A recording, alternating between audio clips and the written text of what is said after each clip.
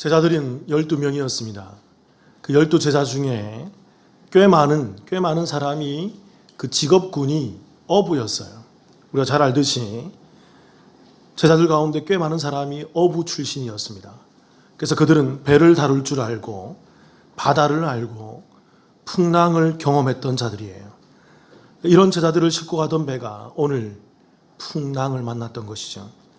처음에 이들이 어떻게 했을 것 같습니까? 말씀에 나오진 않지만 우리는 충분히 유추해 볼 수 있습니다. 이들은 최대한 자기가 가지고 있는 기술과 또 그동안의 노하우와 경험으로 통해서 노련한 뱃사람의 그러한 힘으로 이 배를 조절하려고 했을 것입니다. 그러나 이들이 만난 풍랑은 상식적인 풍랑이 아니었어요. 이들이 상상을 초월하는 그들의 경험과 기술을 뛰어넘는 엄청난 풍랑이었던 것입니다. 말씀해 보면 이 풍랑을 큰 놀이라고 표현을 하고 있습니다. 이 말은 헬라어로 세이스모스, 메가스라는 그런 말로 기록되어 있어요. 엄청나게 큰 폭풍이라는 거예요. 그러니까 메가스, 굉장히 최대 크기인 것입니다.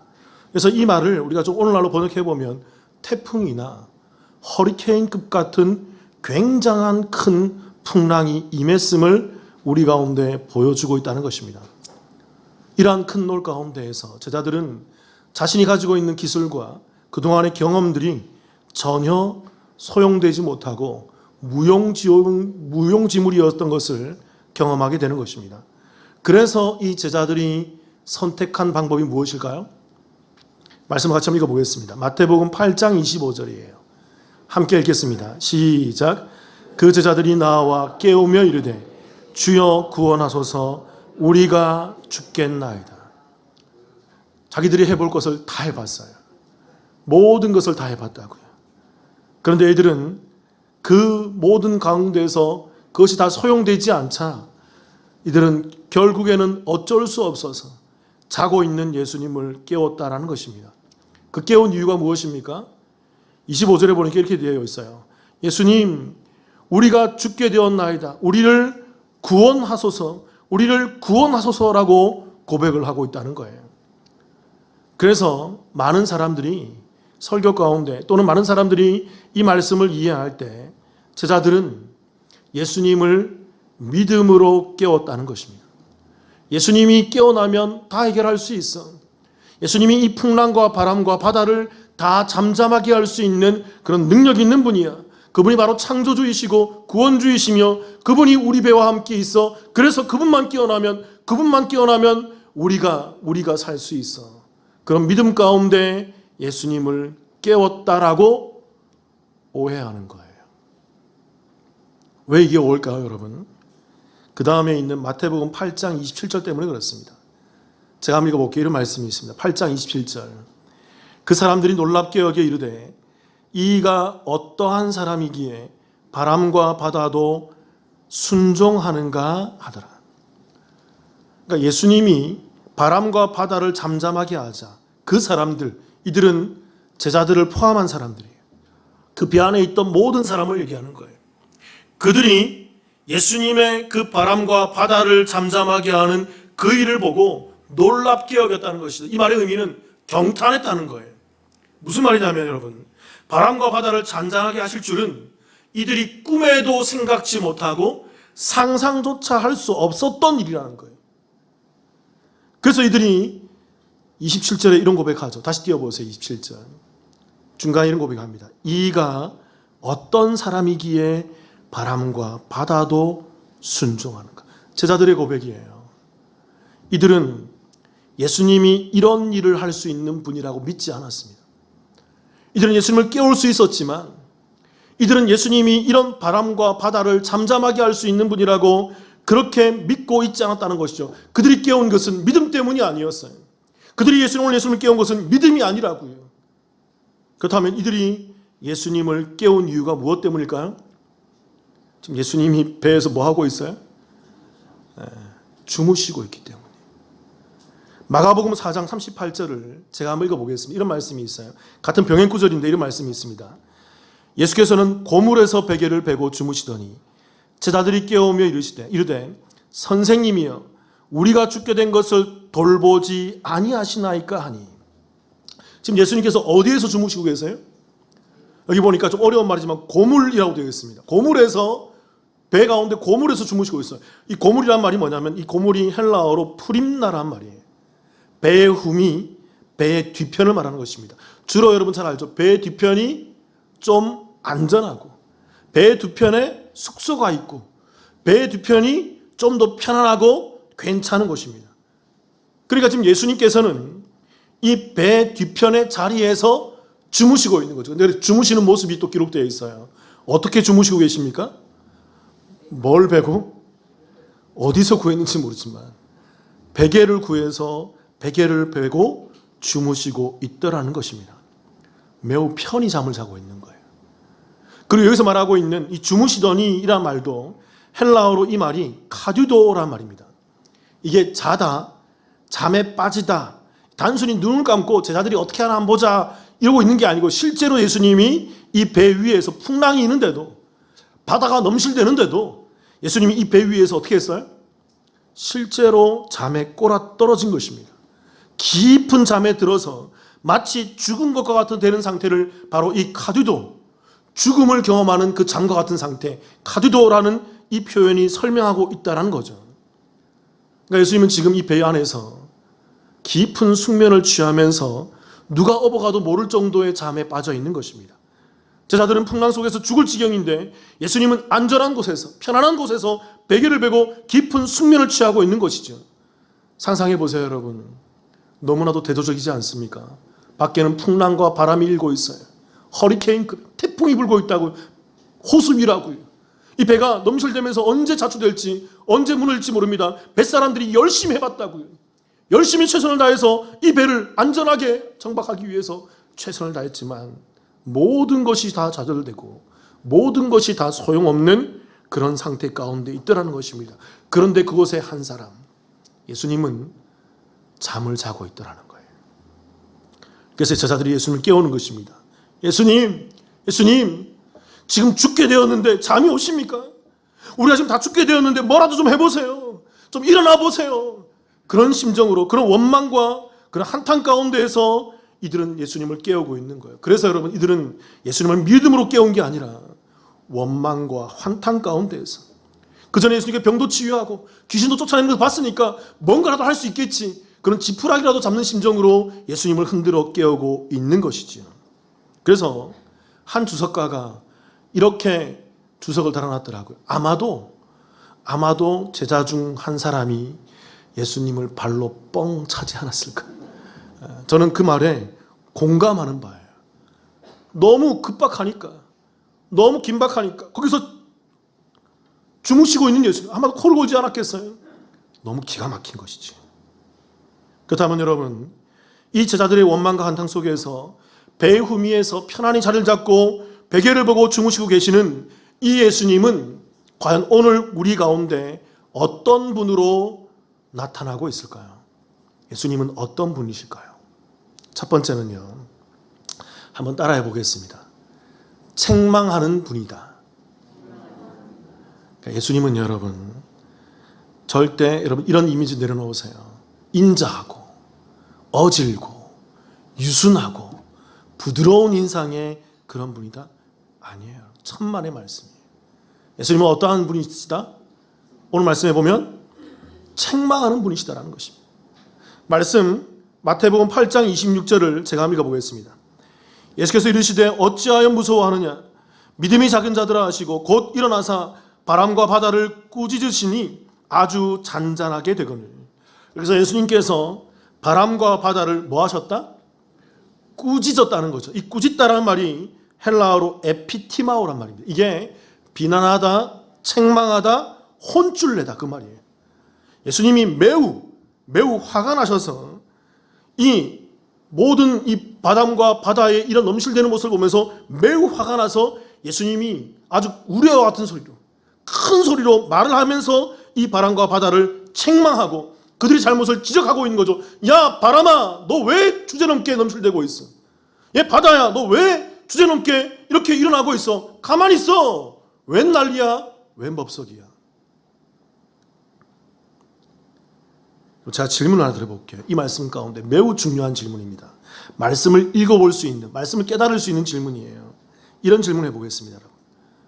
예수님께서 이 바람과 바다를 꾸짖으실 때 어느 나라 말로 했을 것 같아요? 어떤 말을 했을 것 같습니까? 예수님은 유대인이기 때문에 히브리 민족이니까 히브리어로 했을까요? 아니면 예수님은 그 헬라 시대에 살았기 때문에, 로마 정부이기 때문에 헬라 시대 헬라어로 했을까요? 당시 그 말했던 것이 아람어였어요. 그럼 아람어로 했을까요? 우리 한글 성경을 읽으니까 잘 들어오니까 한글로 했을까요? 예수님이 어느 나라 말로 했을까요? 넌센스입니다. 여러분. 어떤 말일 것 같아요? 답은 이겁니다, 여러분. 이게 답이에요. 그 배에 있는 제자들이 알아들을 수 있는 말로 하셨다는 거예요. 이게 키워드입니다. 오늘 예수님께서는 책망하세요.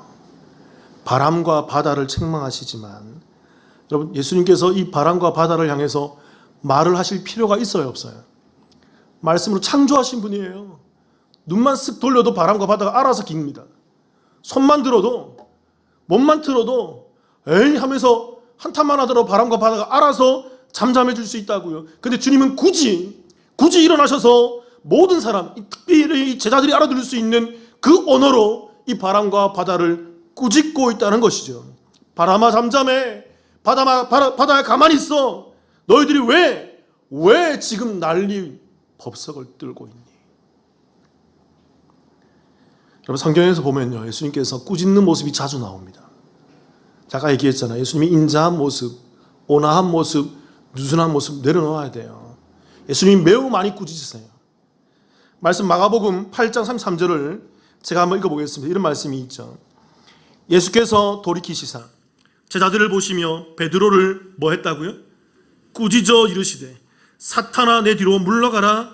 내가 하나님의 일을 생각하지 아니하고 도리어 사람의 일을 생각하는도다 하시고, 사랑하는 제자 수제자 베드로를 향해서 그를 꾸짖으십니다. 똑같은 단어예요. 아까 그 꾸짖다 그 단어예요. 근데 예수님께서는 더 매몰차게 베드로를 몰아붙이죠. 이 사탄아라고 부르면서 그 수제자였던 베드로를, 앞으로 대단한 일을 할 그 베드로를 향해서 사탄이라고 매도하시면서 그를 꾸짖고 있는 예수님의 모습을 우리가 볼 수 있다라는 것입니다. 예수님께서 왜 이 베드로를 사탄아라고 하면서 이렇게 아주 매정하게 꾸짖고 있을까요? 이렇게 책망하고 있을까요? 왜 그럴까요? 다시 말씀 띄워보세요. 그 중반에 이런 말씀이 있습니다. 내가 하나님의 일을 생각하지 아니하고 무슨 일을 생각하기 때문에? 사람의 일을 생각하기 때문에. 그러니까 베드로가 알량한 세상적 지식과 자기의 경험과 자기의 조음으로 십자가를 향해 죽으러 가시는 예수님을 향해서 예수님 죽지 않으실 것입니다. 내가 막겠습니다. 내가 돕겠습니다. 내가 살려드리겠습니다. 야, 예수님이 죽지 않도록 내가 이렇게 막아서겠습니다. 이게 사탄이라고요, 여러분. 세상의 조음이라 그랬잖아요. 세상은 이게 당연한 것이고 세상에서는 이게 착한 것이고 이게 선이잖아요. 스승이 죽으러 가는데 안 말릴 제자가 어디 있겠습니까? 당연히 말려야죠. 너무나 착한 거죠. 근데 예수님이 보실 때 베드로는 그 모습은 사탄인 거예요. 왜요? 사람의 생각으로 하나님의 일을 바라보고 있거든요. 세상적 가치와 이성과 합리로, 세속주의로, 세상의 일로 하나님의 일을 바라보고 있거든요. 세상의 일로 교회를 바라보며, 세상의 일로 구원을 바라보며, 세상의 일로 예수님을 바라보거든요. 잘 아셔야 돼요, 여러분. 그때는 꼭 반대점에 서 있을 거예요. 그러면 꼭 사탄의 길에 서 있게 된다고요. 수제자였던 베드로가 그 길에 섰습니다. 우리가 그 길에 서지 말란 법이 있어요? 잘 아셔야 돼요. 그리고 예수님은 그런 모습을 참지 않으세요. 그 베드로를 향해서 꾸짖고 매몰차게 책망하시면서 그를 향해 빗대 이 사탄아 그러면서 그의 잘못된 모습을 지적해 내신다는 것입니다. 잘 아셔야 돼요, 여러분. 예수님은 책망하시는 분입니다. 특별히 하나님과 반대편에 있는 세력을 향해서 책망을 하시고 하나님의 일을 생각지 않는 자들을 향해서 책망하시는 분이며, 그리고 오늘 바람과 바다를 향해서 책망하시며 제자들을 책망하고 있는 거죠. 제자들에게 들으라고 얘기하는 거죠. 상징적인 말인 것입니다. 제자들은 예수님과 함께 있으면서도 예수님이 누군지 몰랐어요. 예수님이 이 땅에 왜 오셨는지, 예수님이 무엇 때문에 병을 치유하시고 무엇 때문에 기적을 행하시는지, 무엇 때문에 그 놀라운 귀신들을, 그 대단한 귀신들 다 쫓아내시는지를 이해할 수가 없었어요. 그래서 예수님이 누군지를 모르고 왜 오셨는지 모른다고요. 그들은 예수님을 보지만 눈먼 봉사였고, 예수님의 말씀을 들었지만 귀먼 귀머거리였고, 예수님의 말씀을 갖고 있고 예수님과 함께 경험하고 있지만 입이 막혀버린 벙어리들이었어요. 그래서 여러분, 예수님이 그 봉사들, 그 귀머거리들, 그 벙어리들을 치유하신다고요. 이게 구원과 관련이 있다고요, 여러분. 그냥 치유하는 게 아니라고요. 그래서 그들은 예수님이 누군지 모르기에 예수님을 믿는다고 하지만, 하나님을 안다고 하지만 하나님을 알지 못하고 예수님을 알지 못하고 믿지 못하기에 그들은 세속 가운데에서, 세상 가운데에서 우왕좌왕하고 있는 것입니다. 예수님이 그 배에 타고 있는데도, 그 창조주이신 하나님이 그 배에 타고 있는데도, 그 바람과 바다를, 그 모든 것을 만들어내신 분이 그 배에 타고 있는데도 그들은 우왕좌왕하며 일희일비하며 원망과 한탄 가운데에서 예수님을 목 놓아 부르고 있는 거죠. 예수님 이럴 수 있나요? 이럴 수 있나요? 모르는 자들의 고백이에요. 여러분, 예수님은 그런 자들을 향해서 책망하십니다. 복음서를 보십시오. 예수님의 설교가 즐비하게 나옵니다. 근데 여러분, 예수님이 그 모든 설교 가운데 뭘 하실까요? 한 번도 유순하게 말씀하지 않으세요. 다 책망하고 질책하고 비난을 담고 있는 내용입니다. 공생애를 시작하시면서 그 첫 마디가 무엇이었죠? 회개하라, 천국이 가까이 왔느니라. 여러분, 이게 유순한 말일 것 같으세요? 회개하지 않는 유대인들, 하나님 믿는다고 하지만 믿지 못하고 하나님 알지 못하는 그 유대주의에 빠져서, 율법주의에 빠져서 잘못 믿는 세대들 향해서 너 회개해, 너 죄가 있잖아, 그 질문을 던지고 있다고요. 책망하시는 것입니다. 그래야만 구원을 받을 수 있어. 우리가 함께 나누었던 산상수훈의 내용이 무엇입니까? 마태복음 5장부터 7장까지의 내용이 무엇이었죠? 잘못 믿는 믿음에 대해서 책망하시는 거예요. 그게 어떻게 믿는 거니? 그게 어떻게 믿음이라고 할 수 있어? 믿음은 이런 거야 라고 하면서 예수님께서 그 잘못 믿는 믿음에 대해서 책망과 지적을 담아내고 있는 것이 산상수훈의 예수님의 설교였다고요. 또 예수님이 서기관과 바리새인들 향해서 표현들이 많이 있잖아요. 그 중에 우리가 잘 알고 있는 화 있을진저, 화 있을진저, 이 서기관과 바리새인들아 그러면서 화를 얘기합니다. 이게 저주받을 백성아, 지옥에 떨어질 사람아, 그런 의미예요. 너희는 지옥에 떨어질 거야. 너희는 저주받을 거야. 너희는 잘못될 거야. 너희는 엄청나게 멸망당할 거야. 그 얘기를 거침없이 얘기한다고요. 왜요? 잘못 믿고 있기 때문에. 예수님은 그들을 향해서 매우 심한 거친 표현들을 주저하지 않고 사탄이라고, 화 있을 거라고, 지옥 백성이라고 책망하는 말을 뿜어낸다는 것입니다. 여러분, 잘 아셔야 돼요. 예수님의 설교는요, 잘못 믿는 믿음에 대한 치는 설교예요. 예수님의 설교는요, 당시 하나님을 믿는다고 하면서 잘못 믿는 유대인들을 향한 표적 설교예요. 이해하셔야 돼요. 보셔야 돼요. 한국에서 치는 설교, 표적 설교가 좋지 않다고 말하는 풍토들이 있습니다. 그들의 거짓말에 속지 마세요, 여러분. 거짓말입니다. 교회를 잘못 알고 성경을 잘못 알고 믿음을 잘못 아는 자들의 허튼 수작이에요, 여러분. 그런 말에 속지 마세요. 그것은 잘못된 인식입니다. 성경에 있는 모든 설교는 여러분 치는 설교입니다. 성경에 있는 모든 설교는 표적 설교예요. 예수님의 설교 모두 다 당시 바리새인, 서기관, 제사장, 유대인들, 잘못 믿는 사람들에 대해서, 제자들에 대해서 표적해서 그들의 면전에서 너 잘못 믿고 있어, 그들에서 치는 설교를 스스럼 없이 해냈다는 것입니다. 또 하나 우리가 잘 알고 있는, 우리가 요즘에 사도행전을 새벽에 공부하고 있는데, 사도행전에 보면 여러분 베드로가 첫 번째 설교를 합니다. 사도행전 2장에서 그 설교가 뭘까요? 당시 예수님을 죽였던 유대인들, 그들이 절기에 모여서 그 절기를 보내면서 하나님 믿는다고 하는 그 어린 양 잡고, 그 양 잡고 소 잡고 염소 잡고 하면서 하나님께 제사 드린다고 하는 그 유대인들을 향해서 치는 설교를 해요. 너희가 예수 죽이지 않았니? 표적 설교한다고 그 유대인들을 향해서. 그 설교 가운데서 매우 치고 매우 분명한 표적 가운데 설교하는 것입니다. 그때 여러분 교회가 탄생하는 거예요. 우리가 잘 알고 있는 예루살렘 교회가 최초의 그 교회, 첫 번째 교회가 베드로의 표적 설교 가운데, 베드로의 그 치는 설교 가운데 생성되었다고요. 교회의 원래 모습이 그거라고요. 그 이어지는 3장과 4장에서 베드로가 두 번째, 세 번째 설교하는데 모두 다 치는 설교예요. 단 한 번도 온화한 설교한 적이 없습니다. 다 표적 설교했다고요. 예수 믿지 않는 자들 향해서, 잘못 믿는 자들 향해서, 제사 드리는데, 예배 드리는데 잘못 믿는 믿음의 세대를 향해서 거침없는 얘기를 하는 것입니다. 그들이 다시는 그런 얘기하지 마, 귀를 막으면서 제자들을 때리고 고문하고 그들의 입을 막으려고 했다고요. 찔리니까. 또 우리가 잘 알고 있는 스데반 집사의 설교가 어떻습니까? 그 매우 긴 설교지만 그 내용을 잘 보세요. 딱 표적 설교입니다. 유대인들을 향해서, 바리새인과 서기관과 제사장들을 향해서, 잘못 믿는 그 세대를 향해서 그들 면전에서 얘기했다고요. 그래서 그들이 그 말씀에 찔려서, 그 설교에 찔려서 돌을 들어서 스데반 집사를 치는 것입니다. 찔리니까, 자기한테 하는 얘기니까. 처음 교회가 생성되는 교회의 생성 가운데 선포되었던 첫 번째, 두 번째, 세 번째, 스데반 집사의 네 번째, 이 설교가 모두 다 정확히 표적을 가지고 쳐내는 설교였다는 거예요.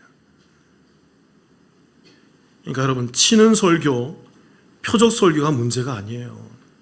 성경은 원래 그렇습니다. 정말 중요한 것은 여러분, 그 설교가, 그 말씀이 친다, 표적이다, 속지 마세요 여러분. 이런 것이 원래 그렇다고요. 근데 이게 중요한 게 아니라 그 설교에 친다, 표적이다가 아니라 그 설교에 뭐가 있고 없는가? 그렇죠. 예수 그리스도. 복음이 있느냐, 복음이 없느냐를 보셔야 돼요. 그 설교 가운데 예수가 있느냐, 예수가 없느냐를 보셔야 됩니다. 원래 복음적 설교는 찔려오는 거예요. 죄를 말하고 죽음을 말하고 천국을 말하고 지옥을 말하는데, 잘못 믿고 있음을 말하는데 찔리지 않는 게 이상하죠. 저와 여러분이 찔리지 않는 게 이상한 것입니다. 당연히 찔려야 돼요 여러분. 예수님이 그랬고, 사도들이 그랬고, 바울이 그랬고, 스데반이 그랬고, 성경에 있는 모든 설교들이 찔려오는 설교입니다. 나를 향해서 표적하는 설교라고요. 그런데 여러분, 그 찔려오는 설교에 대한, 이게 중요합니다. 첫 번째는 복음이냐 아니냐를 확인하셔야 되고, 두 번째는 반응이 중요해요. 찌른다, 표적이다가 아니라 그것이 복음의적 설교라면 어떻게 반응해야 하는가라는 것입니다. 베드로의 설교 가운데 그 모든 유대인들이 자기를 향해서 얘인 줄 다 알았다고요. 그날 모인, 절기 가운데 모인 모든 유대인들이 자기가 예수님 죽인 줄 다 알았다고요. 자기한테 하는 얘기인 줄 다 알았다고요. 그들이 그 베드로의 설교 가운데 자복하며 엎드리며 애통해하며 그 고백 가운데 회개하며 교회가 생성되는 것입니다. 여러분, 인류 가운데, 교회사 가운데 부흥이라는 것은 단 한 번도 죄의 지적 없이 일어난 적이 없어요. 단 한 번도 그 죄에 대한 회개의 고백이 없이, 찔려온 그 메시지 없이 부흥이 일어났던 적이 없어요. 그저 아침마다 같이 좋은 얘기하고 잘합니다, 편한 얘기하면서 부흥이 일어나지 않아요. 내 안에 있는 죄가 까발려지고, 내 안에 은밀히 있는 죄가 다 드러나며, 우리가 예수 믿지 않는 그 민망함들이 다 드러나고 고백되어지고, 그 모든 것들이 고발될 때 그 가운데서 자복하는 자들이, 회개하는 자들이 무릎 꿇고 주님 앞에 엎드릴 때 부흥의 역사가 일어나고, 그때 예루살렘 교회가 탄생하며 그때 교회의 모습, 성도의 모습이 이루어지는 거라고요. 그리고 스데반 집사의 그 표적 설교와 치는 설교에 그 표적을 당했던 청중들이 스데반 집사를 죽이는 반응을 보이는 것입니다. 여러분, 잘 아셔야 돼요. 복음이냐 아니냐, 복음적인 메시지 가운데서 나는 교회로 나아가느냐, 돌을 들으냐, 어디에 서 있을 것입니까? 사랑하는 성도 여러분, 나를 표적하여 책망하고 찔러 들어오는 그 복음적 말씀 앞에 저와 여러분이 아멘으로 화답하는 교회이기를 주님의 이름으로 축원합니다. 이 찔림 가운데 반응하여 모여있는 자들, 그 아멘하며 모여있는 자들을 우리는 교회라고 부르고 성도라고 부르는 거예요. 오늘 예수님은 어떤 분이실까요? 두 번째는 믿음 없음을 드러내시는 분이라는 거예요. 아까 우리 책망에 대한 좀 더 구체적인 모습입니다. 예수님은 믿음 없음을 참지 않으신 분이에요. 마태복음 8장 26절 같이 한번 읽어볼게요. 시작. 예수께서 이르시되 어찌하여 무서워하느냐 믿음이 작은 자들아 하시고 곧 일어나사 바람과 바다를 꾸짖으시니 아주 잔잔하게 되거늘. 예수님께서 직설적으로 제자들의 문제를 말씀하세요. 그 제자들의 문제가 무엇이었습니까? 무엇이 작은 자? 믿음이 작은 자라는 것입니다. 그래서 여러분 이 표현 때문에 또 많은 설교가와 많은 사람들이 이렇게 오해를 해요. 믿음이 작은 자들아 라고 했기 때문에 제자들에게는 믿음이 작지만 작은 것이라도 믿음이 있었다 없었다? 믿음이 있었다라고 생각하는 오해를 가져요. 여러분 이 믿음이 작은 자라는 이 말이 헬라어로 올리고 피스토스, 이건 합성어입니다. 올리고는 매우 작은 소수의 거의 없는 둘, 셋, 하나, 둘 정도, 설탕의 한 가루 정도, 하나 가루, 설탕 알갱이 있잖아요. 그 알갱이 한두 개 정도 있을까 말까 한 그 정도예요. 근데 매우 적지만 그래도 뭐가 있어요? 가루 한두 개라도 있어요 없어요? 있음을 표현하는 것입니다. 그래서 이것 때문에 사람들이 제자들에게 작지만 믿음이 있었다? 없었다? 믿음이 있었다라고 오해한다는 거죠. 그런데 여러분 이 말씀을 봅시다. 병행구절인 말씀을 보면 우리가 분명해져요. 마태복음 4장 40절입니다. 제가 읽어볼게요. 잘 보세요. 이에 제자들에게 이르시되 어찌하여 이렇게 무서워하느냐 너희가 어찌 믿음이 어떻느냐? 없느냐 하시니. 똑같은 병행구절이에요. 마가복음에서는 예수님께서 제자들에게 너희가 어찌 믿음이 없느냐라고 말씀하십니다. 여러분 이 말씀은 작은 믿음이라도 있다 없다? 없음을 얘기하는 거예요. 그들에게 아예 믿음이 없음을 얘기하는 것입니다. 그 또 하나 누가복음 8장 25절도 한번 봅시다. 같이 한번 읽어볼게요. 시작. 제자들에게 이르시되 너희 믿음이 어디 있느냐 하시니 그들이 두려워하고 놀랍게 여겨 서로 말하되 그가 누구이기에 바람과 물을 명함에 순종하는가 하더라. 또 똑같은 병행구절인 누가복음에서는 예수님이 이렇게 얘기했다는 거죠. 너희 믿음이 어디 있느냐. 이 말은 제자들이 믿음이 있다는 말이에요 없다는 말이에요? 너에게 믿음이 없어. 너에게는 작은 믿음도, 그 설탕 한 가루, 또 알갱이 두어 개의 그 가루도 없어. 너희는 아예 믿음이 없음을 예수님이 표현하고 있다는 것입니다. 그러니까 여러분 제자들은요 분명해요. 이들은 아직 믿음이 없는 거예요. 예수님과 함께 있고 예수님과 함께 다니고 그 수많은 표적과 그 많은 기사를 보면서 귀신이 떠나간과 병치유를 보면서도 그들은 아직 예수님이 누구신지, 무엇을 원하시는지, 왜 이 땅에 오시는지를 모르고 있는 거예요. 그래서 여러분 잘 아셔야 돼요. 은사주의에 빠져 있는 분들 아셔야 돼요. 그 은사를 행하는데 예수님을 모를 수 있어요. 그 대단한 은사를 행하고 엄청난 은사를 행하는데 예수님이 누군지 모르는 분들이 있다고요. 그래서 지옥에 가서 슬피 울며 이를 가는 사람이 있어요. 내가 얼마나 대단한 일을 행하지 않았습니까? 성경에 표현되어 있잖아요. 얼마나 많은 귀신과 능력을 행하지 않았습니까? 내가 왜 지옥에 오야 된단 말입니까? 예수님을 모르기 때문에요. 마태복음 17장 18절을 한번 보십시다. 여러분. 예수님이 이 표현에 오늘 말씀과 똑같은 표현들이 나와 있어요. 같이 한번 읽어봅시다. 18절 시작. 이에 예수께서 꾸짖으시니 귀신이 나가고 아이가 그때부터 나으니라. 우리가 잘 아는 변화산 사건입니다. 변화산에서 내려올 때 밑에 한 아버지가 아이를 데리고 왔어요. 제자들이 못 고치는 거죠. 그런데 예수님이 마침 내려오시자 변화산에서 내려왔던 예수님께 예수님 기도해 주세요. 내 아이가 병들었습니다. 자, 막 내려주세요. 병들었습니다라고 얘기하는 거죠. 그때 예수님이 그 아이를 보고 기도해 주시자 이 병이 나아지는 것입니다. 그런데 예수님의 표현이 뭐였냐면 예수께서 뭐 하시니? 꾸짖으셨다는 것입니다. 책망했다는 것입니다. 이 꾸짖으시니 이 말이 헬라어로 에피티마오란 말이, 이게 비난하다, 책망하다, 혼을 내다. 아까 우리 본문에 있던 그 말씀이에요. 근데 여러분 합성어예요. 에피라는 말과 티마오. 특별히 에피라는 말은 이 말은 무엇 위에라는 말이에요. 근데 이 말이 어떤 대상이나 인격을 향해 쓰일 때는 뭐냐면 이게 무엇 위에서 책망하잖아요. 무엇 위에서 비난하고 혼을 내잖아요. 이 말은 권위를 나타내요. 권세를 나타낸다고요. 그러니까 지금 예수님께서 그 귀신을 바라보면서 대단한 권위와 대단한 권세 가운데에서 매우 권위 있는 모습으로, 엄중한 모습으로, 화가 난 표정으로 그 귀신을 책망하고 혼을 내고 있는 것입니다. 그래서 귀신이 나가는 거예요. 근데 동일하게 이 말씀 가운데에도 여러분 이 질문이 동일하게 적용되는 거죠. 그 자리에 누가 있었어요?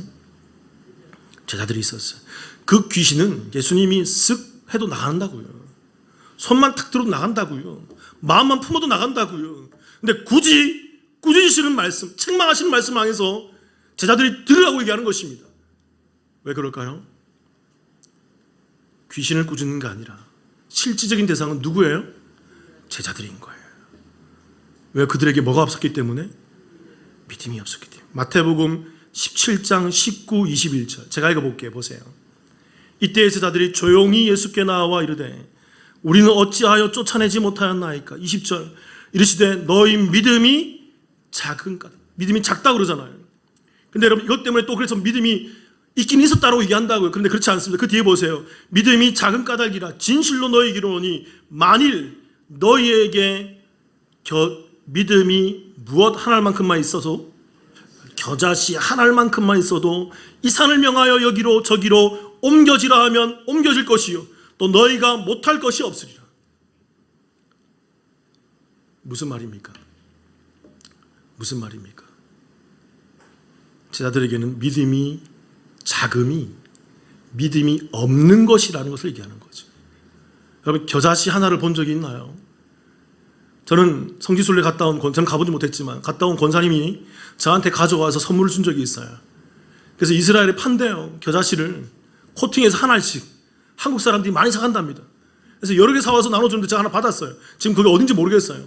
근데 코팅해서 가져왔는데 목사님이 이게 겨자씨예요. 그런데 보는데 안 보여요, 여러분. 어디 있어요? 여기 있잖아요, 가운데. 자세히 보니까 보여요. 그 정도로 보일 정도로. 너무 작은 거예요. 근데 여러분 말씀해 보니까 너희에게 겨자씨, 믿음이 겨자씨 한 알만큼만 있어도 무슨 말입니까? 그들의 그 작은 겨자씨에 한 알의 믿음도 있었다 없었다? 없었기 때문에 못한다라는 거예요. 없었기 때문에.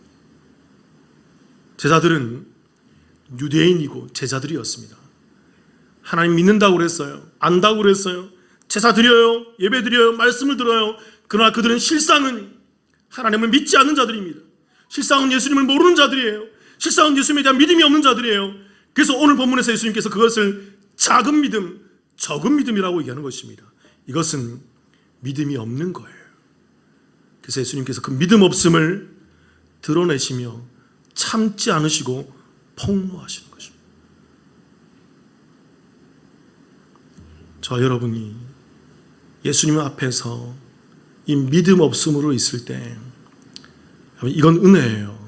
나의 믿음 없음이 폭로당하는 것, 그게 은혜예요. 폭로당하셔야 돼요.